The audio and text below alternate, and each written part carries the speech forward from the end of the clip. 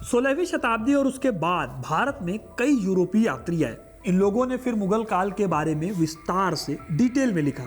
मुगल काल के समाज, अर्थव्यवस्था और भारत के कई दूसरे पहलुओं के बारे में भी इन्होंने बताया। ऐसे ही एक व्यक्ति थे निकोलो मनुची। ये वो शख्स थे जो इटली से भारत आए थे। ये मुगल राजकुमार दारा शिकोह की सेवा में तैनात थे। निकोला मनुची ने भारत के लगभग हर हिस्से को घूमा और भारत के बारे में खूब दिलचस्प बातें लिखी। लोग क्या खाते थे, कैसे रहते थे। सबसे इंटरेस्टिंग है कि उन्होंने बताया कि बीफ को लेकर भारत में क्या प्रचलन था। इसके साथ ही वो बताते हैं कि मुगल कैसा जीवन जीते थे और साथ ही औरंगजेब का शासन कैसा था, उसके राज में हिंदू किस तरह से रहा करते थे। यही वजह है कि भारतीय इतिहास में उनकी किताब स्टोरिया एक इम्पॉर्टेंट टेक्स्ट मानी जाती है। आज मैं आपको दिखाने वाला हूँ हिंदुस्तान की वो तस्वीर जिसे एक विदेशी ने अपनी किताब में खींचा, जिसने भारत के चप्पे चप्पे पर अपनी नज़र डाली और फिर यहीं उसकी मौत भी हो गई। तो वीडियो को अंत तक जरूर देखिएगा दोस्तों, क्योंकि अपना इतिहास नहीं जानोगे तो खुद को कैसे पहचानोगे। निकोलाउ मनुची 16 साल के थे जब वो घर से भागकर वापस आए थे। उस टाइम पर उनके पास ढंग से पहनने के लिए कपड़े भी नहीं थे। आज के टाइम पर तो कई अलग अलग ब्रांड्स चलते हैं कपड़ों के, जैसे कि आप सोल्ड स्टोर की ये वाली अच्छी सी शर्ट ट्राई कर सकते हो।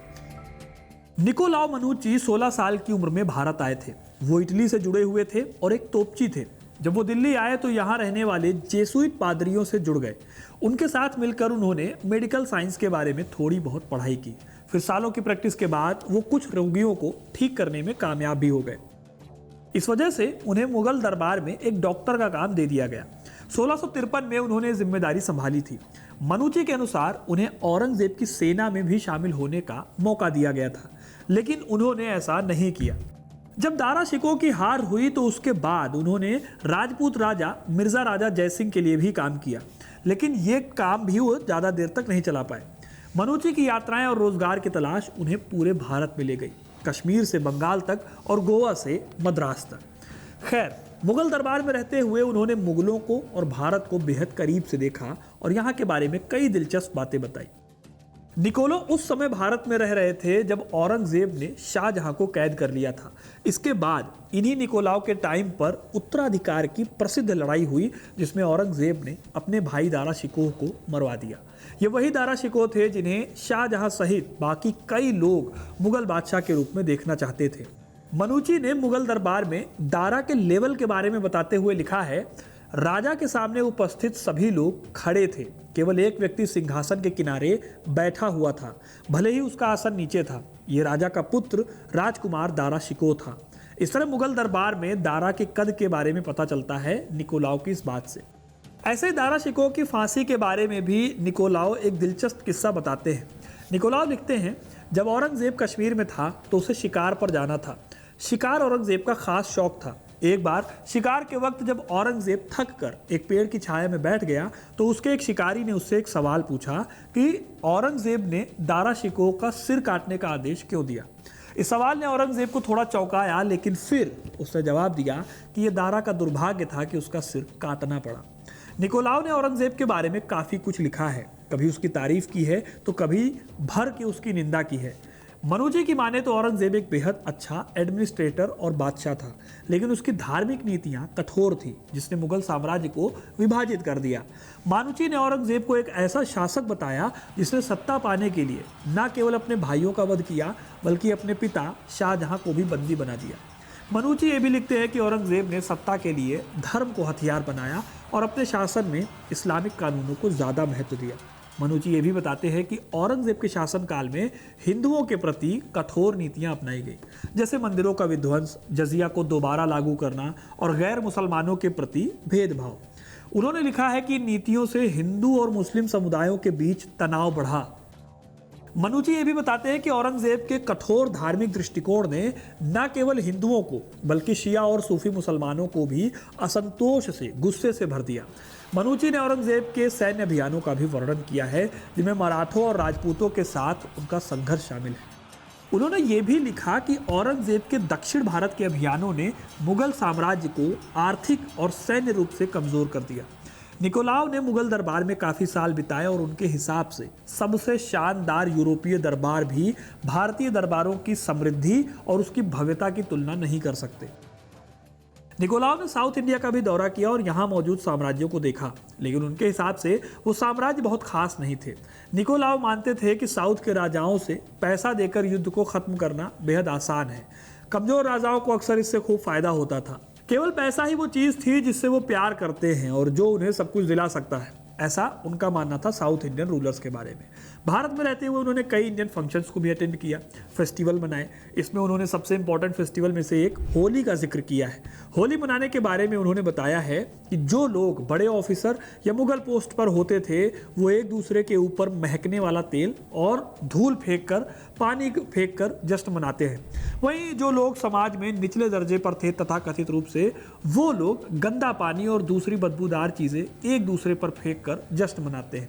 वो सभी दिशाओं में भागते हैं, ठीक वैसे ही जैसे यूरोप में कार्निवल के समय होता है। शोर मचाते हुए लोग जश्न मनाते हैं। हालांकि उनके डिटेल्स का क्रिटिसिज्म भी है जो मैं आपको आगे बताऊंगा। फिलहाल उन्होंने जो सबसे रिमार्केबल बात बताई थी वो बीफ खाने के बारे में और बीफ को लेकर खान पान की आदतों के बारे में था। निकोलाव के हिसाब से हिंदुओं के लिए गाय एक पवित्र जानवर माना जाता था और उसे जीवन और समृद्धि के प्रतीक के रूप में देखा जाता था। यही वजह है कि हिंदू समाज में गायों को मारना या गौ मांस खाना सख्त वर्जित था।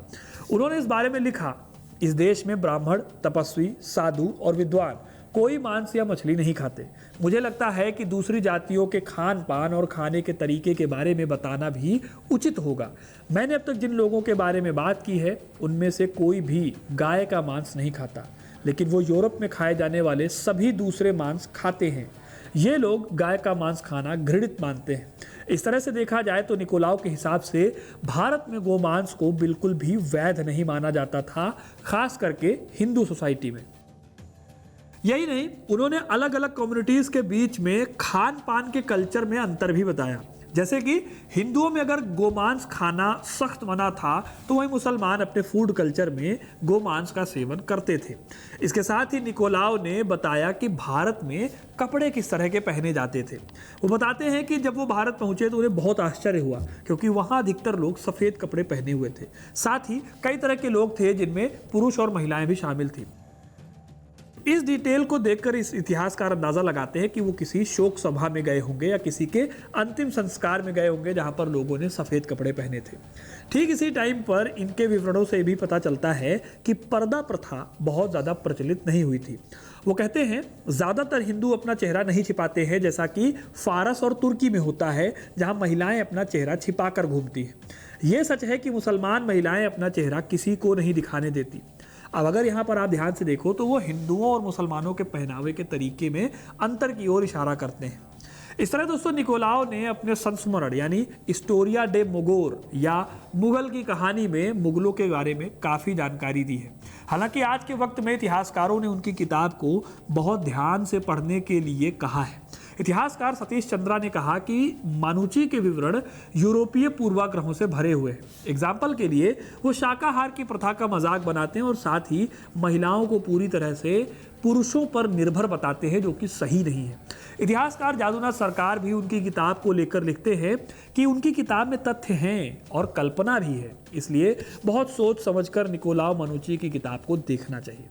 अब देखिए, निकोलाव मनुची ने जो भी लिखा या जिस तरह से लिखा उसके लिए उनकी आलोचना होती है, क्योंकि विदेशी यात्री जो लिखते हैं वो उनके टाइम पीरियड का आंखों देखा हाल होता है। जैसे कि आप एग्जाम्पल लो इब्न बतूता का जिन्होंने रिहला लिखी, या फिर फ्रांसवा बर्नियर के अकाउंट्स का जिसमें बहुत इंपॉर्टेंट इन्फॉर्मेशन मिलती है उस दौर की और गलतियां कम हैं।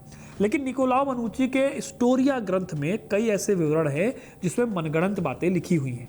यही वजह है कि हिस्टोरियंस को इस किताब से कोई कंक्लूजन निकालने में बहुत प्रॉब्लम होती है। हालांकि फिर भी निकोलाव की किताब को इम्पोर्टेंट सोर्स माना जाता है मुगल काल के लिए, क्योंकि ये उसी टाइम पीरियड के दौरान लिखा गया है और मुगल दरबार के बारे में यहाँ पर कई इन्फॉर्मेशन मिलती हैं जो बहुत ज़रूरी इन्फॉर्मेशन है। बाकी बात करें निकोलाव की आगे की लाइफ की, इंडिया में उनके साथ क्या हुआ, तो 1680 के दशक में दक्षिण की ओर वो चले गए और मद्रास में बस गए। मद्रास में रहते हुए ही उन्होंने हिस्टोरिया डू मेगोर नाम की किताब को लिखना शुरू किया, जिसकी हम अभी तक बात कर रहे थे। वो इस किताब में और भी बातें शायद लिखते, लेकिन कुछ ही समय में उन्होंने अपनी पत्नी एलिजाबेथ और अपने करीबी दोस्त फ्रेंकोइस मार्टिन को खो दिया, जिससे उन्हें धक्का लगा और आगे वो नहीं लिख पाए। यही वो टाइम पीरियड भी था जब औरंगजेब की भी मृत्यु हो गई। साल 1720 में मनुची की भी मृत्यु हुई और वो अपने पीछे छोड़ गए एक ऐसी किताब जिसमें उन्होंने भारत के इतिहास के इंपॉर्टेंट हिस्से को दर्ज किया। तो दोस्तों ये थी कहानी निकोलाओ मनुची की। उन्होंने भारत को कैसे देखा, क्या क्या विचार अपने रखे भारत के बारे में, हिंदुओं के बारे में, मुसलमानों के बारे में और औरंगजेब के बारे में। आपको ये कहानी कैसी लगी कमेंट करके ज़रूर बताइएगा। वीडियो को लाइक और शेयर करना ना भूलें और ऐसी इंटरेस्टिंग कहानियों के लिए, इतिहास से जुड़े रहने के लिए हिस्ट्री कनेक्ट को सब्सक्राइब ज़रूर करें। धन्यवाद।